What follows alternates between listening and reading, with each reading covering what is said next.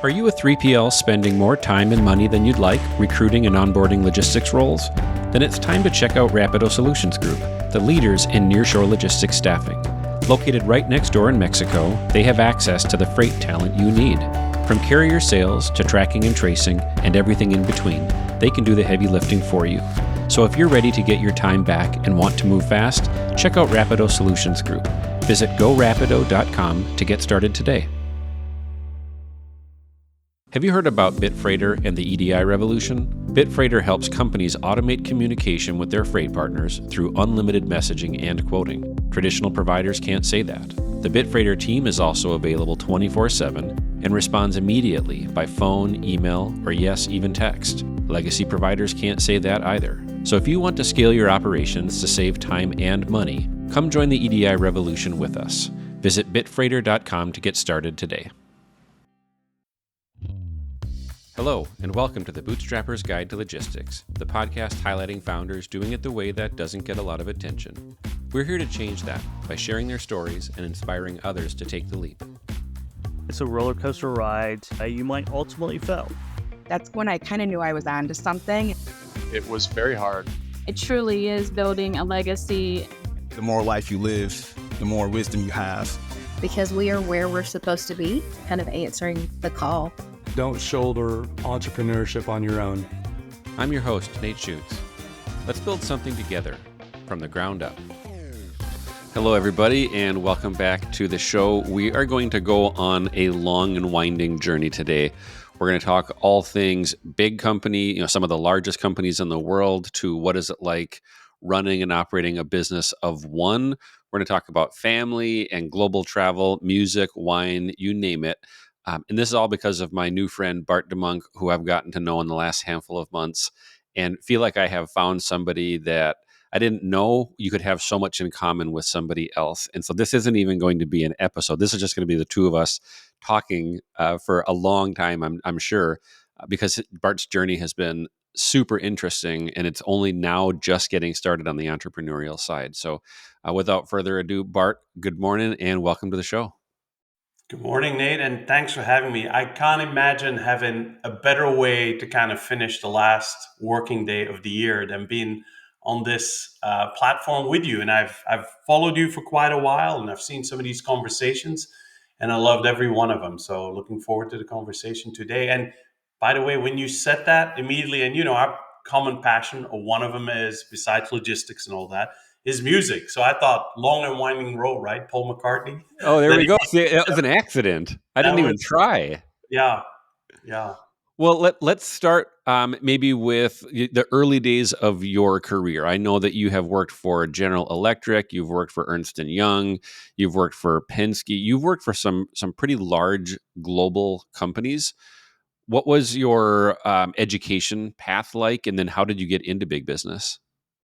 Yeah. So I went to college, started college in 1987. Been in the industry for a while. But back in the day, I didn't think about supply chain. And even if I would have thought about it, there was no supply chain studies. So I was always kind of more on the face of, I would say, entrepreneurial aspirations. So I went to do business economics. Although I will say my first dream when I was 12 or 13, I thought I wanted to be a marine biologist. But then I think the capitalist in me kind of said, I don't think you can make a living of that unless you're my hero, Jacques-Yves Cousteau, who made a whole empire around it. And even today, there's Jacques-Yves Cousteau institutions. He licensed it through hotels, etc. But anyway, so I did business economics, studied in Belgium, where I grew up, where I was born and grew up, University of Leuven, and got a master's in economics. And then you go like, well, what do you do now? My dad had a large construction firm in Belgium, and that was really my first job. I'd worked in construction when I was a teenager. I think it was probably a ploy of my dad to say, I want this kid to go to university, so let him do the hard work so you understand the value of having a degree so you don't have to do that. Not that there's anything wrong with it. I admire people that do these jobs, and I think that's part of the problem we have today with our economy. There aren't enough people that take pride in the work that needs to be done, whether it's a mason, it's a carpenter, it's an electrician or plumbing, and we have shortage of that because everyone thinks, oh, we got to send our kids to college. But at least my dad ploy was more like, I need someone that can follow me in my footsteps in my company as the CEO and the entrepreneur behind the business. But what I found out after having worked for him both, in construction as a teenager and doing some interim work while I was at college and then working for him for a year and a half, is that I didn't have a passion for construction.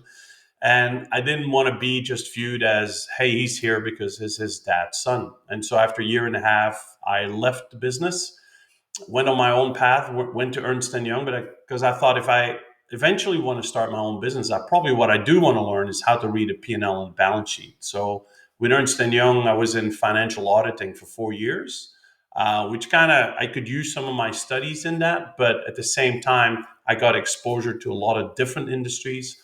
Started doing a lot of process work, right? Because to understand the financials, you need to understand the process of an organization. So you're working with manufacturing companies, you're doing inventory counts, so you understand how that works. You're in the manufacturing location, you see how manufacturing works, and then you see the numbers. So I did that for 4 years and then got pretty bored with that. I actually took a year off and went to visit Australia. I had fallen in love with Australia, so spent a year in Australia. Mainly traveling, but I thought if there's a place I want to start my future, it will be in Australia. And to be honest, I didn't find that opportunity, and the year flew by. My visa ran out. They kicked me out. I had to go back to Europe. And within 2 weeks, I found a job with GE Capital. And GE at the time was forming a logistics company. That was the time in the 90s when companies, especially GE, was still investing in asset-based companies in Europe.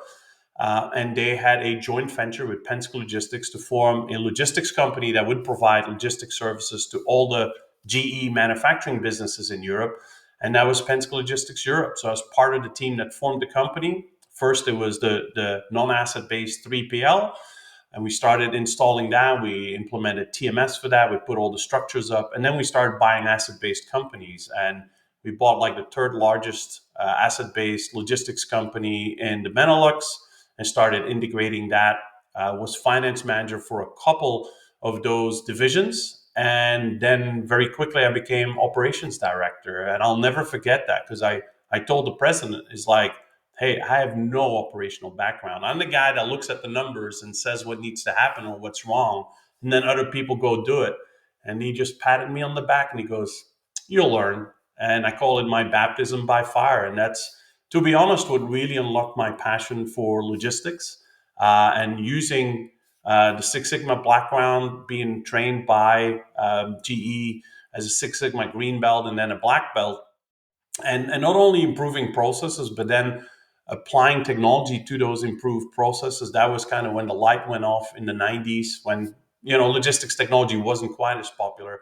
But that would drive the rest of my career, going to a couple of tech startups, then 10 years at PepsiCo in the logistics technology side, then 8 years at Gartner and focusing there on research around logistics technology, then 2 years at Project 44, and now being an independent advisor. But it's been a path that I would say wasn't necessarily lined out or really planned. It was more by accident.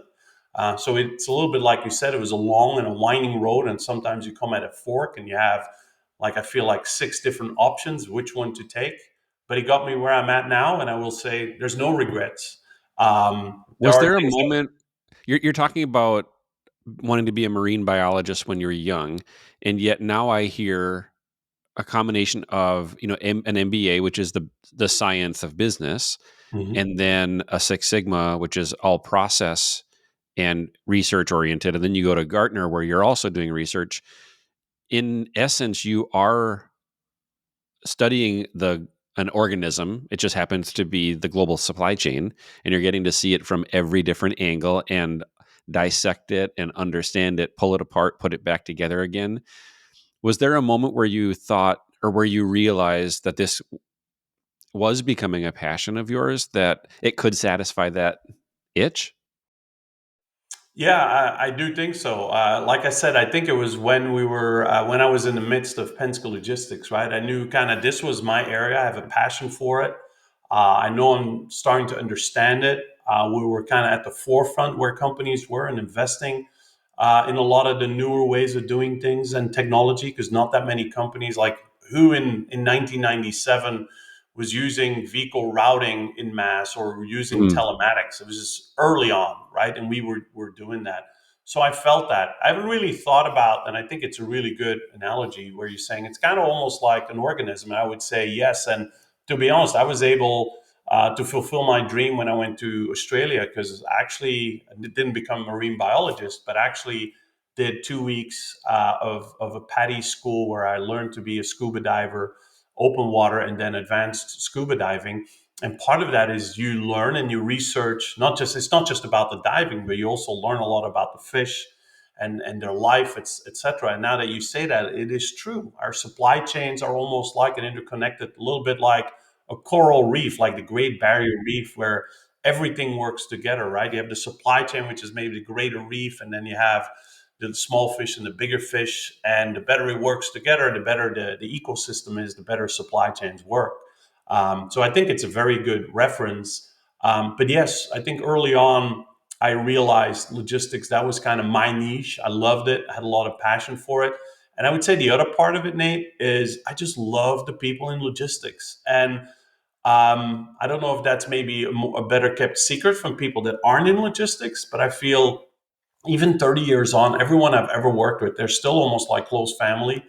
It's pretty tight. It's a huge industry worldwide, but I think we're like-minded people, and I just love logistics people. I don't know what it is. I just love them.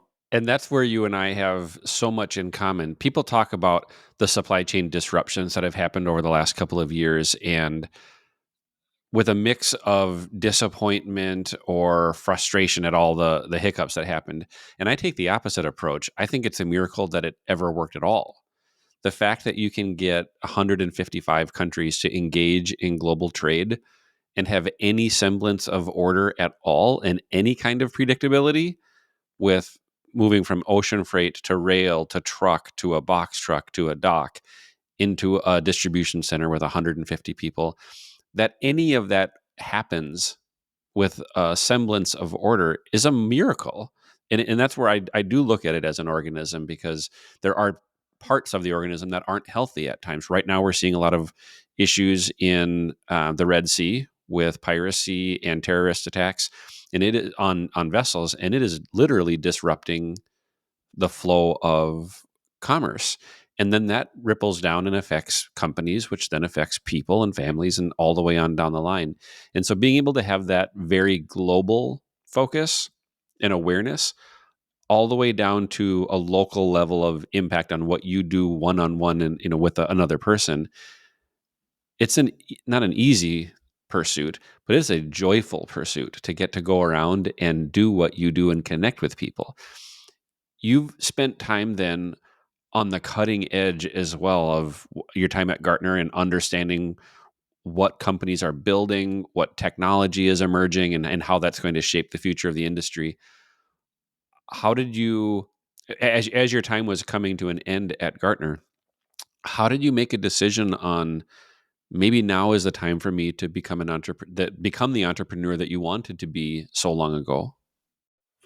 Yeah, so a couple of things, right? So one is when I was part of a startup in 2000. So I followed my mentor, who was the president of Penske Logistics, who really started the company, Brian Bolam. And he left Penske. He got replaced from someone that came from Penske Leasing, and he started a new venture. And he asked me, Bart, do you want to start? So I left Belgium, moved to England to start this company. At the time, I was number 4, so there was 4 of us working in a couple of offices in his house in Breedens Norton in the UK. And we did that. We were funded by Ross Perot himself through one of his companies, Time Zero, which was working on these marketplaces, because you got to remember 2000, the height of the dot-com era. And they already had Metal Zone, they had Building Zone. We were going to be Transportation Zone. And unfortunately, in 2021, the whole dot-com bubble burst. So I was part of one of those companies that had a lot of promise. We had a lot of signed letters of intent, and we're never able to go live because everything just crumbled in front of our eyes. And so I think I always took that journey, although I loved every minute of it, wouldn't want to change it, learned a lot as a startup company, and had to go from a large company like GE and Penske to a startup, and just being, hey, I don't have a whole team of finance people, or I'm not an operations director with dozens of people working for me and 700 plus drivers, to I'm just a guy that has to do it all from a finance and business performance perspective. Um, but I always kept a little bit, maybe that chip on my shoulder of, well, it wasn't successful. How can I get back to that entrepreneurial environment with a startup to make it a success? And I think I told you in earlier conversations that at the same time when that failed, I was just getting married, just starting a family. I had my own company in the UK that I started. It was a consulting company. So now I'm doing advisory. That was more consulting, meaning like a 6-month contract with one company doing certain amounts of work. Advisory is more smaller parts for a lot of different companies. But at that time, my customers said, we're not using consultants anymore, but we really like what you do for us. We want to hire you. And I'm like, well, just got married, kid on the way. And I kind of took the security of that and did that for the greater good of my family. But I always kind of felt like maybe I sold out a little bit, or I chickened out, or whatever you call it. So I always still had that burning fire inside of me to go, like, if I have another opportunity to start something or become part of a team on the entrepreneurial side, I'm definitely very open to that. And it actually took 20 years, having spent several years then at that time, the company was called Alemica.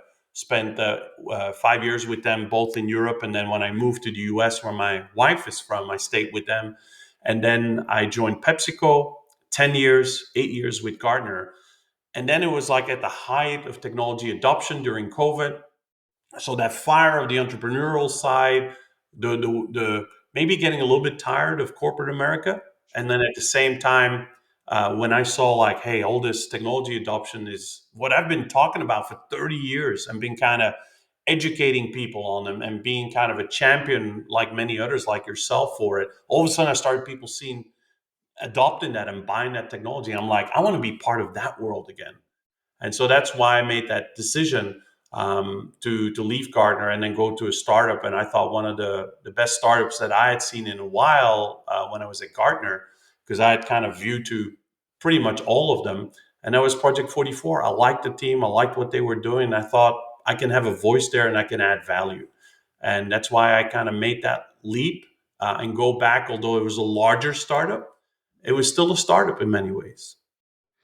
And so now you're at this place where you are working for yourself, but you get to work alongside technologists, entrepreneurs, startups.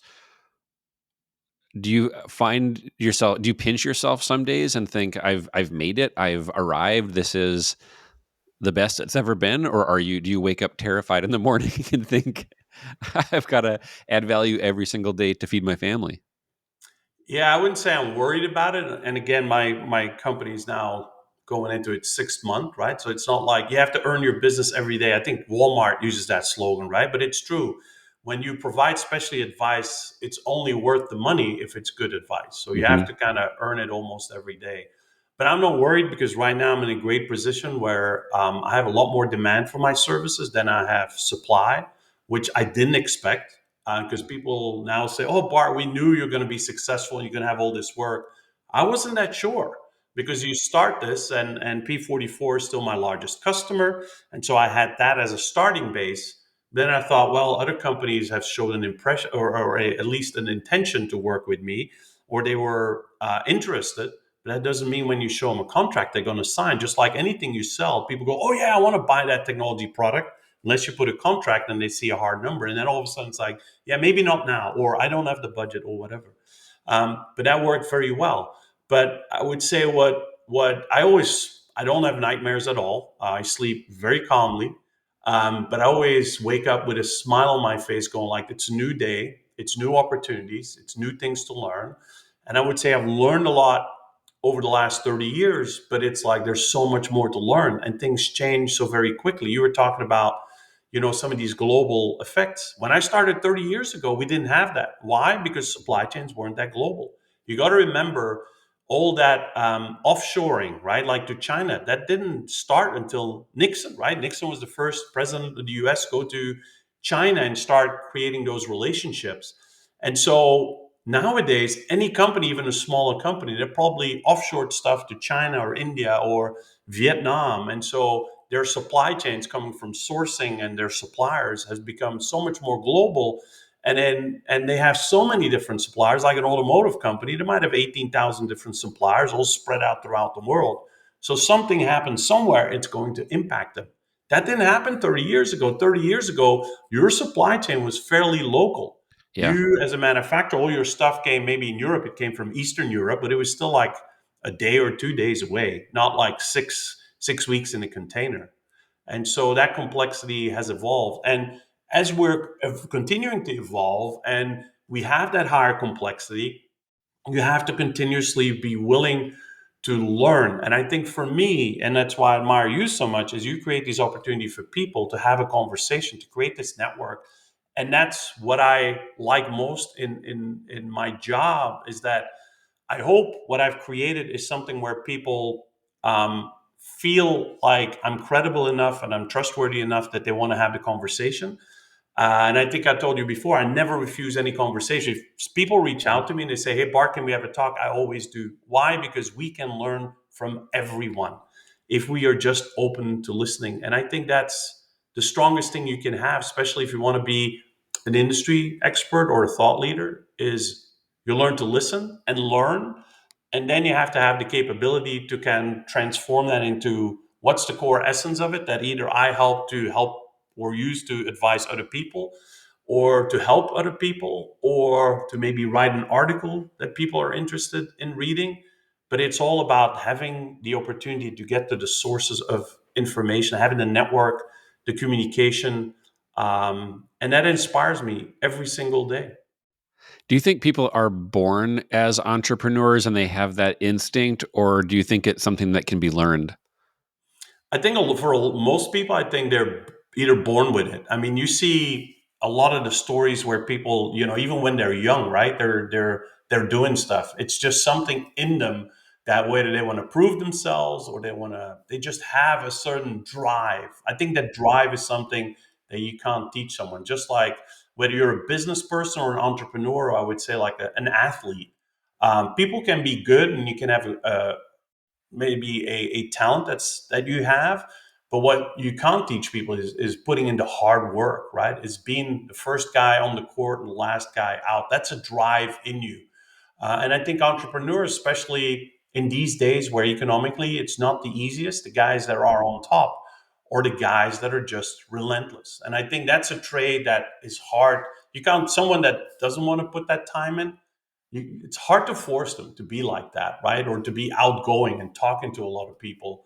But I do think, because you see so many different entrepreneurs and they're not all like that, right? Some people are very quiet. They're driven in their thoughts. They have great ideas. But what they have is, if they have the knowledge that I'm maybe not that other side of it, they also need for business. That's why you see a lot of people that aren't solo founders, but have co-founders, because they understand that I can bring this to the table, but I need someone that can do the sales part or the marketing part. That's not me. And so that's part of it as well. And obviously, the earlier you understand that you can't do everything and you're open to learn and work with other people, that's, especially in the early parts of founding a company, incredibly important. And even later, when you're growing your company, when is it time to let go and saying, you know what, this company is now doing 10, $20 million. I'm the guy with the idea. I'm not the guy to run a $20 million company or a $50 million company with 1,000 people. That requires a different skill set. So maybe I should take a step back and have other people take over. You're hinting at a whole number of facets of self-awareness, knowing what your strengths are or what your motivations are, knowing what your limits are, and a degree of endless curiosity. I don't think you're ever going to stop working. Are you? No, no. And to be honest, I have a little bit of a different perception. We were talking about this morning, I think you said, well, I have my day off from my regular job and I'm doing this. I never see it as on or off. I'm never off. I'm always on from a perspective. It's like, yeah, I'm still in the position where I need to create an income to provide for my family, and both my kids are now in college. But I mean, to be honest, even if the income wasn't coming in, I wouldn't do anything else. I would Hmm. still do this. This is my passion foremost, and understand it also is the way I make a living. But it's a passion, and I know this is this corny saying, right? But I always keep repeating it. It's like, if you love what you do, you'll never work a day in your life. And it's actually true. Like, I have so much fun doing this, and I've had a lot of fun. I haven't always had fun. And remember, at the end of Ernst and Young, it was a bit of a drag. All that auditing, I learned a lot, but then the learning stopped, and it wasn't very challenging. I would say my end days at PepsiCo, although I learned a lot there, corporate America, it's like, yeah, maybe not for me. I'm like number whatever it was, 54,000 out of 278,000 people. And you're just a small cog in a very, very large wheel. And for some people that works, and for other people that doesn't work. I think as an entrepreneur, you never will settle for that, of being a small number out of a very large group. You probably want to break free from that and want to have something. And again, it could be different. Could be because of ego, could be because you have this great idea, and that's what drives you. But have fun at what you're doing. Life's too short. Now, I will say, obviously I'm 54 now. It takes time, right? When I was in my 20s, I probably thought I was good at everything, and I didn't know what I wanted. Now I know exactly what I want to do, and I know where I'm strong and where I'm not strong at. But guess what? I know a lot of people. You do. So I'm very easy to say, hey, I don't know about that, or I can't do that, but I know the exact guy that you would need to do that. And that's how you network and you partner. And seeing other people's skills and then learning from them. Like I said, you can learn from anyone. And it's like traveling. People always say, and I've traveled the world, and people say, Bart, you've seen everything. The thing with traveling is the more you travel, the more you understand there's so much more to see that you haven't seen. So your list only becomes longer, not shorter. And I find that to be the same in supply chain.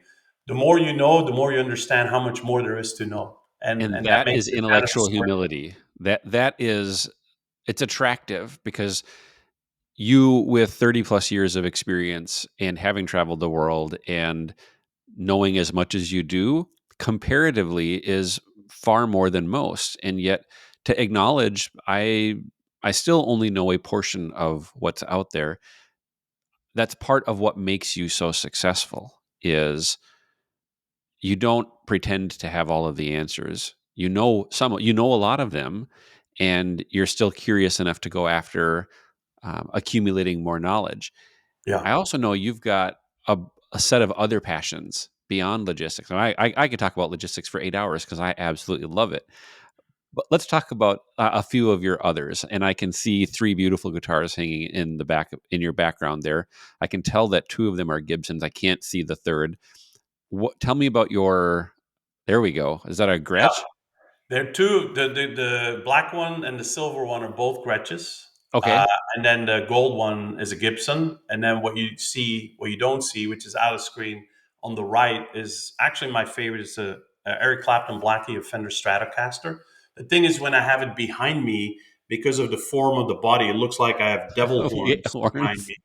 And then on that side, which you can't see, is an Ibanez. It's a Joe Satriani. It's a Surfing with the Alien. It has the cover on the guitar when he was still allowed to use it.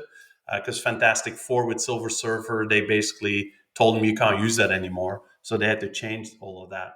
But that's the five guitars. So yeah, the background is when I was raised fairly conservatively. My parents listened to a lot of music, but it was more like the Beatles, the Rolling Stones, jazz, classical music.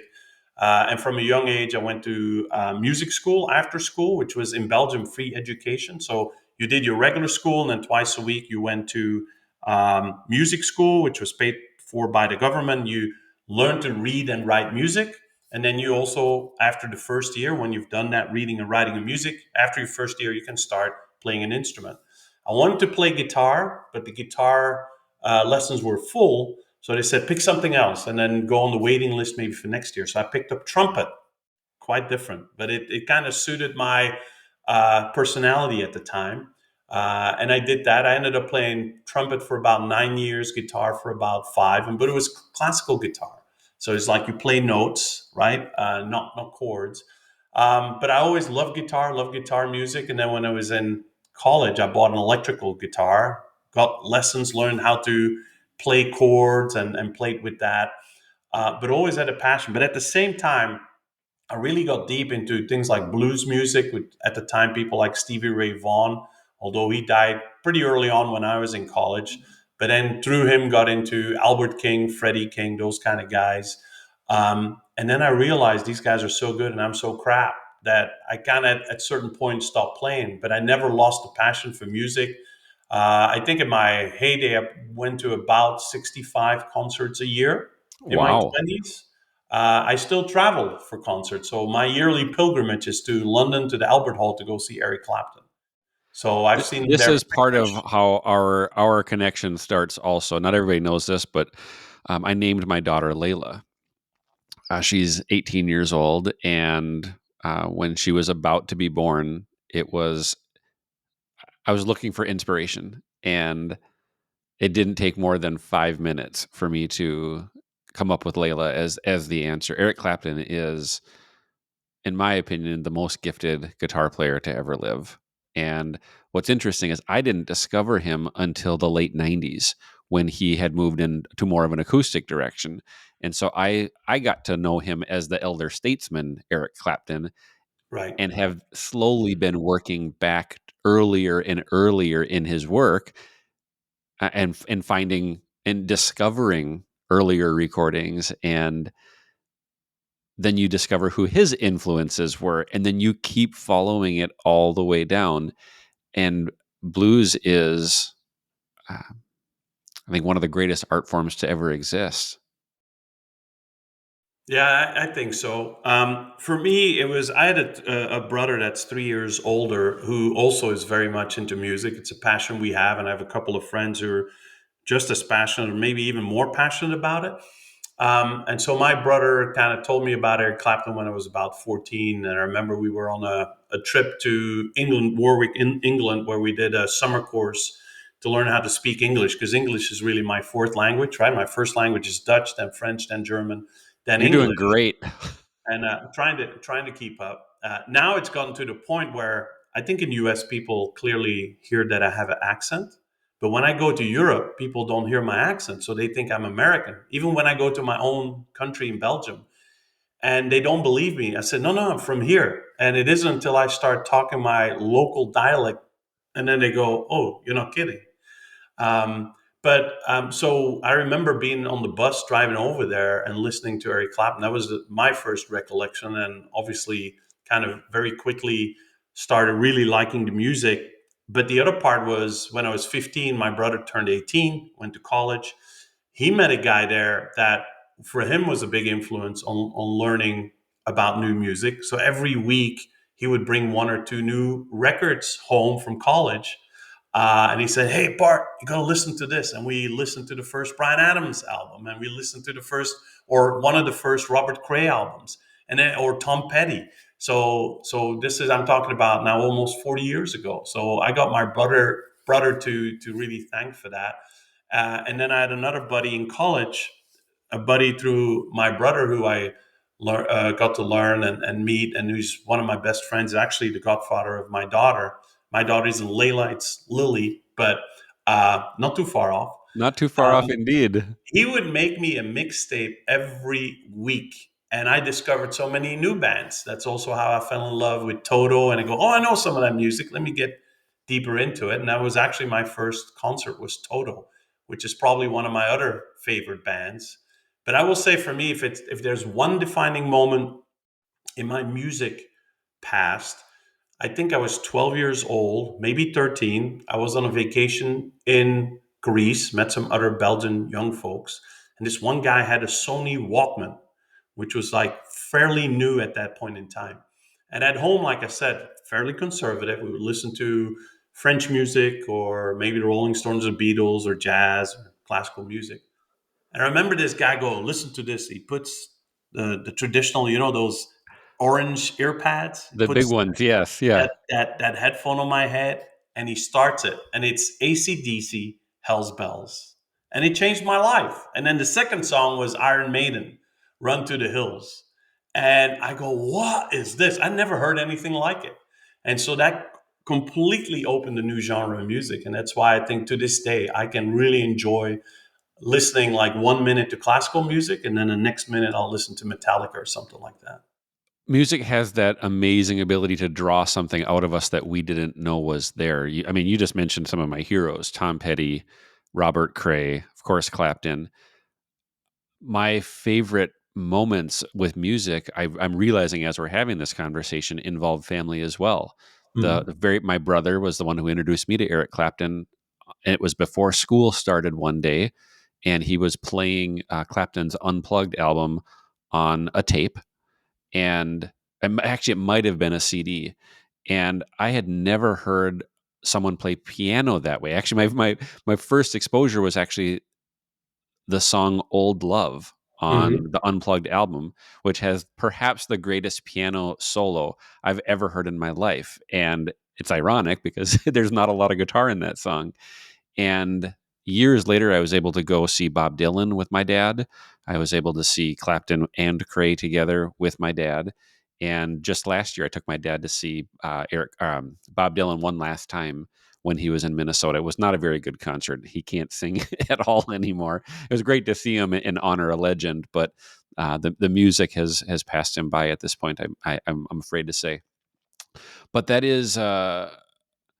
They're deeply personal and motivating and inspiring and timeless. We can have this conversation about the music that has moved us and the soundtrack of our lives until we die. I still have yet to meet anybody who says I don't love music.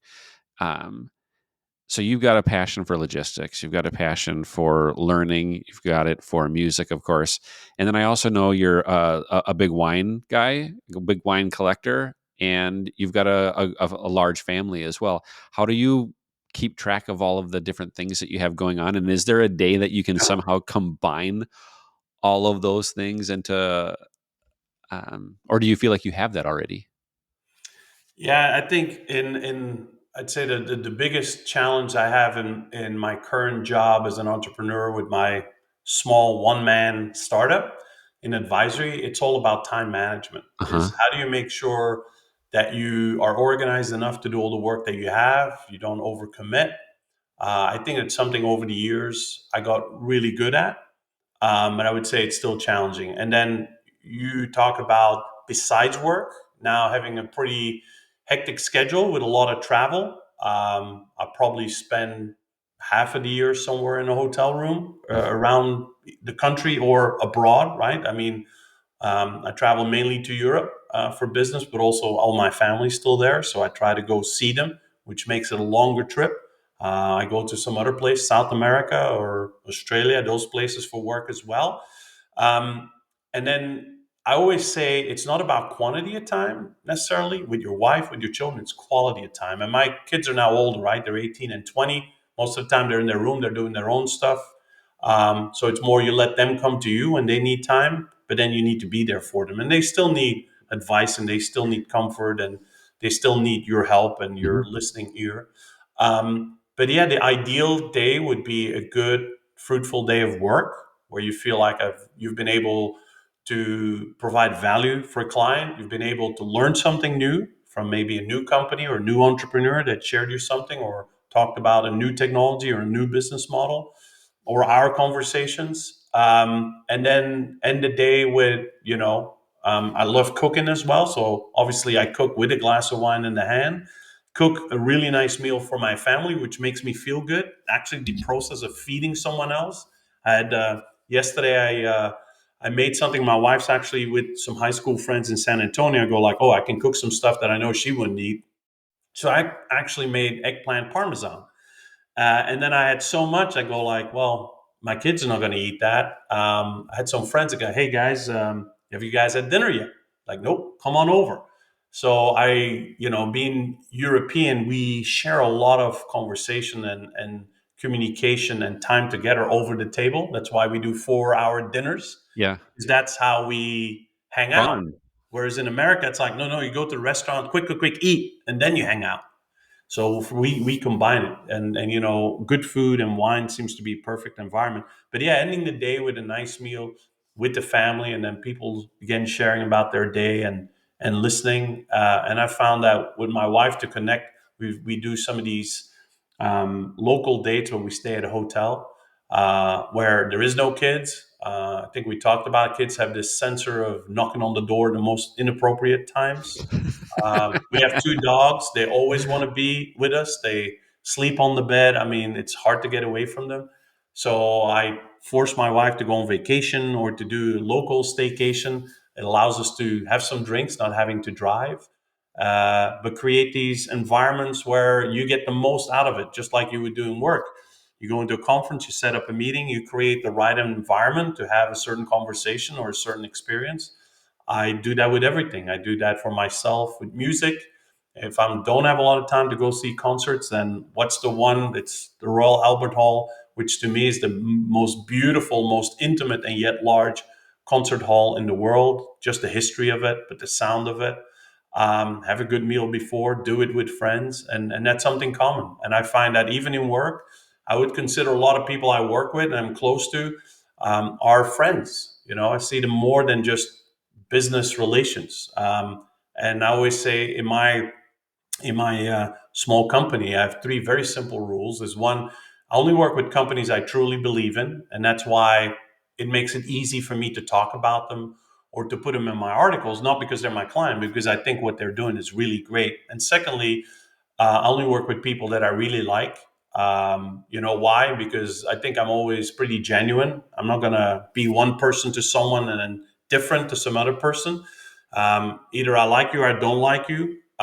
If I don't like people, which there's not a lot of people I don't like, but some people maybe I don't care as much for, I just won't put as much time in them. And then the third rule is I don't want there to be any conflict or competition between my customers. Although as you grow your business, you know, that becomes a bigger problem. I only have 10 customers.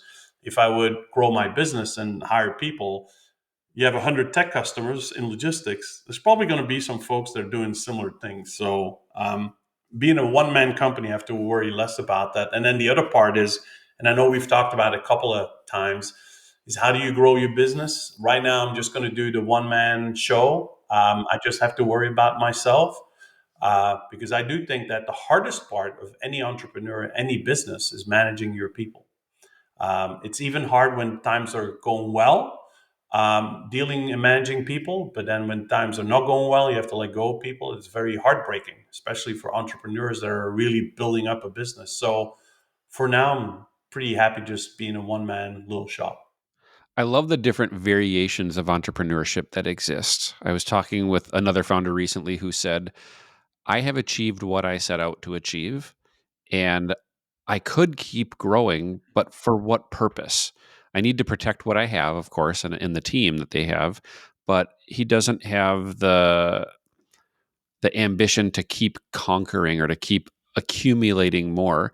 And to get to a place of being satisfied is hard for a lot of entrepreneurs, and yet you have found a path through the corporate world and through education and travel and getting to meet lots of interesting people where you're living the dream that a lot of people would aspire to and saying, I think this is enough. And again, I'll go back to self-awareness. That's what um, is a common thread in our conversations that I take away from it is the way that you reflect on your own journey and where you're at is very helpful. And I don't know if I've met another entrepreneur that is as peaceful as you are.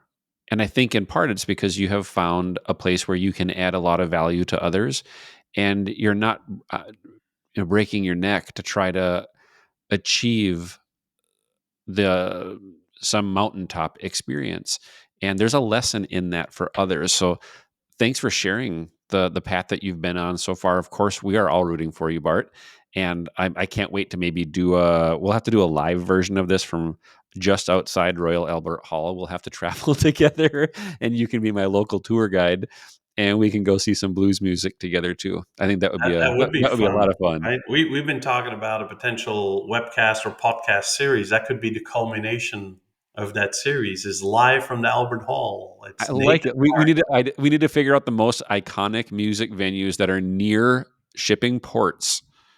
Yeah. and we can tie those two things together. Well, you got the Fillmore West San Francisco, right? There And we go. Check. you got Fillmore East, or what's the other, Beacon Theater in New York, We can do Madison Square Garden, Madison Square Garden. Yeah, there's no shortage of those. Yeah, Sydney so Opera many. Hall.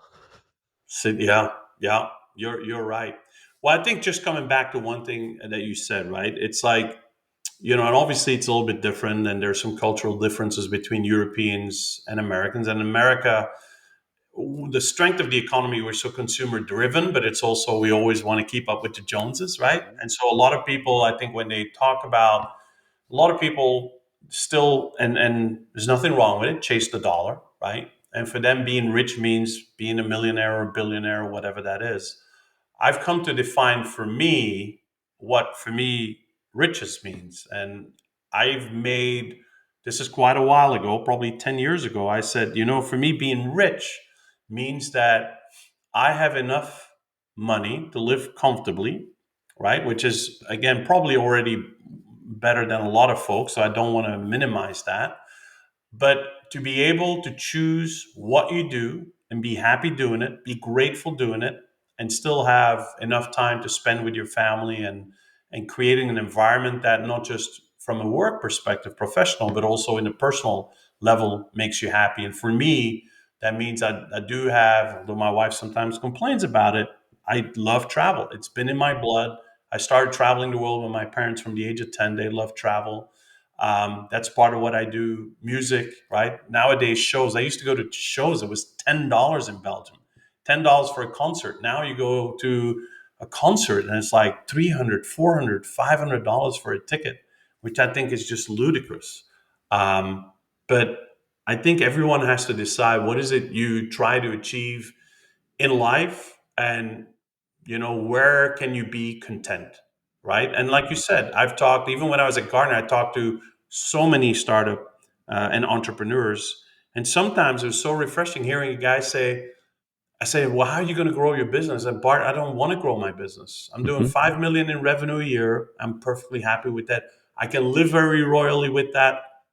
Don't want anything more. Mhm. And then the next guy you talk to half an hour later will be like, oh, my goal is to be $1 billion revenue company, and do an IPO and be on Wall Street. And that's their dream. And I'd say there is no right, there is no wrong. You got to follow your path, hopefully be original in the way you do it.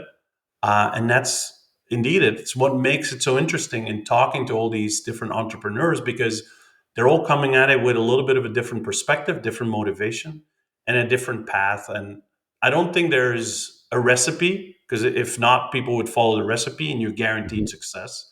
And even if you are the smartest person and you have the best product, you still have to have the economy and the opportunity behind you. It's, I always make that analogy with, you can be the best surfer in the world. If you don't catch the right wave, you're never going to win the gold. And so, in so many companies over the years that I really admired, but have gone bankrupt because the economic conditions weren't right. If they would have started in a different era, they probably would have ended quite differently. And the opposite is true as well. Well, Bart, thank you for sharing all of these insights and this amazing journey that you've been on so far. I know our paths together are going to find ways to keep connecting. We have too much in common, and there's a lot that I still have to learn myself, and I'd love to learn it from you. So, Bart, thanks for being on the show, and we are all rooting for you. Yeah, love to contribute. Again, I will reiterate: we all learn, right? That's how we continue being better as people, as professionals. But I think my mindset as well is, I know there 2023 a lot of negativity in the Hmm. industry. I really have, although 2024, believe me, it's not going to be a walk in the park. It's going to be a very tough year. But there's so much to be positive about. There's so much opportunity out there, both as an investor, as people that want to start new companies. I would say to those people, is like, just go for it. Sky's the limit. Keep believing. Do it the right way, though, and don't ever be afraid to ask for help. People want to contact me. I think they probably can find me on LinkedIn or some other way. Always happy to talk to people, because again, every conversation you can learn from. That's what I learned when I was at Gartner. you sometimes think, oh, working for Gartner, you have to know everything and answer every question. But you'd be surprised, I would say, out of all those conversations, I feel I learned more and I took more than what I actually gave. Not to under minimize what I gave, but it's if you have the right mindset, you can learn from every conversation. That is a great note to end on, and we might have to have that be the title of the episode as well. Bart, best of luck to you in 2024 as well. Same to you, Nate, and look forward to what 2024 has to offer to you and your podcast and Ballast and everything you do, and also on a personal level with the family. But I look forward to doing a lot more with you in 2024. And with that, have an enjoyable end of year and a rocking start to the new year. Take care, my friend. All right. Bye, Nate. Thanks for listening to another episode of the Bootstrapper's Guide to Logistics, and a special thank you to our sponsors and the team behind the scenes who make it all possible.